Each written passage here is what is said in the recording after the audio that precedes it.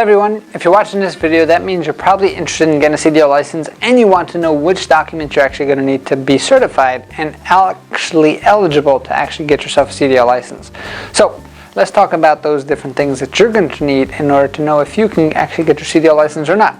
So the first thing to be eligible to get your CDL license is your age. So you want to make sure that you're at least 18 years of age or older, and if you want to travel all across the country, you want to be at least 21 years of age or older if you get a job working across state lines, right? So that's going to be the first thing. Second thing is you're going to want to make sure that you have an actual driver's license. Now, by driver's license, I do not mean a probationary license. You actually have to have a valid driver's license that's not suspended or doesn't have anything wacky going on with it. From there, you're going to make sure that you can pass a DOT physical, which is DOT stands for Department of Transportation, and that's just a normal everyday physical to make sure you're not going to die on the job and you can actually are physically capable of driving a truck and performing everything needed to do so there, right? And then the last thing you're actually going to need in this country, you're going to need what's called a social security number. Now, for those people who are outside of this country, if you're not a citizen or have a work authorization form or something like that, that gives you a social security number, you are not unfortunately allowed to get a CDL license, simply because a CDL license is a federal license, which means it gives you the ability to travel across state lines and make money at the same time. Because it is federal, you are going to need to have a social security number in order for that to happen. So once you actually have all those documents and you check all those boxes, now you're ready for the next step, which is to prepare yourself to pass the written exams to get yourself a CDL permit. Now, in order to get a CDL permit, you're going to have to pass a minimum of 3 different tests if you want to go for a CDL Class A, which means you get to drive these big tractor trailers right over here. That means you're going to have to pass general knowledge, air brakes, and then combination vehicle. Okay, if you're going to go for a bus, like a CDL Class B with passenger endorsement, you're also going to have to take 3 different tests. It's going to be general knowledge, air brakes, and then passenger endorsement right over there, right? So once you actually pass those tests, then, or you prepare to pass for those tests, then you're going to go to your local DMV and purchase what's called a CDL permit.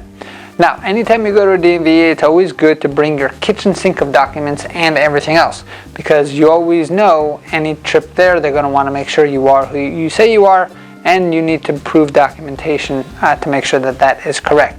So most DMVs are going to want 6 points of ID, which means you're going to need a minimum of your license, a passport, birth certificate's always a good thing, proof of address, so that like a utility bill, you can use a debit card or credit card with your name on it as well.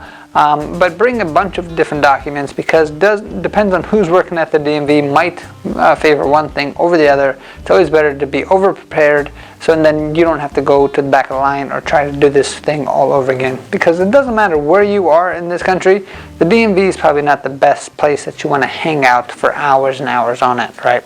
So just be prepared, bring all your documentation that you do have, so then you can have that smooth process. So once you have those documentations there, you go to the DMV and you purchase your first permit.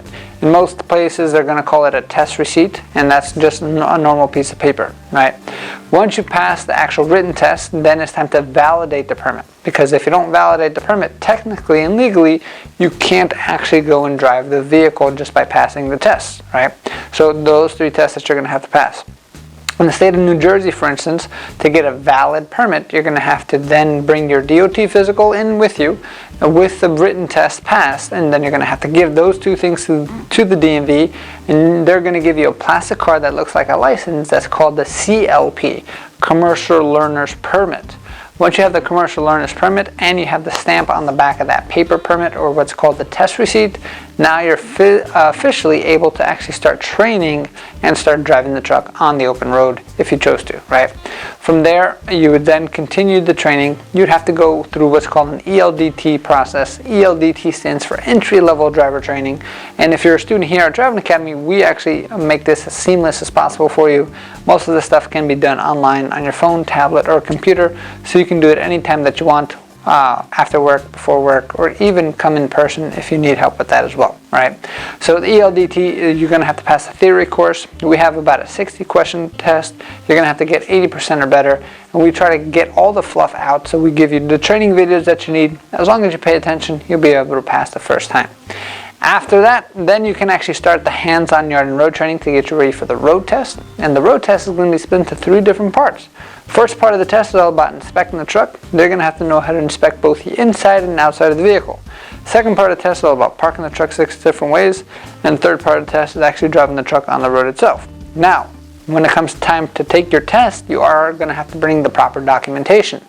Failure to bring the proper documentation will result in you not taking the test, which means you're going to waste time, waste money, waste energy, and be very, very frustrated. That happens to a lot of students who we deal with all the time, even though we remind them multiple times and multiple things. So let's take notes on this. What you're going to need, you're going to need all your driver's licenses. Make sure they're valid and make sure the original driver's license. 2, you're going to need to have all your permits. So depending on what state that you're in, some states only have 1 permit, some states have 2 permits. Make sure you bring all of your permits with you. Again, no copies. Make sure that they are fully original. Number 3, make sure you bring your DOT physical. Depending on the state, some places want to see the DOT physical. Most places do not, but it's always better to be safe than sorry. And if you're bringing your own vehicle, make sure that vehicle can pass a DOT inspection, which means lights can work and air brake test works and all that stuff. And also make sure you bring the registration and the insurance of the vehicle itself. Some DMVs are going to require that you actually have all the original documentation and paperwork. Now, I know this seems like a lot. The cool thing about being a student at Driving Academy is that we actually do all the training for you, and we can actually provide you with the CDL road test as well, since we're a third-party testing site, which means you don't have to worry about any vehicle. The vehicle's already there. That vehicle gets tested on multiple times a day, every single day of the week, and all you have to do is focus on your own documentation. So you don't have to go find a vehicle to go rent. You don't have to go, oh, my brother has a truck or my uncle has a truck.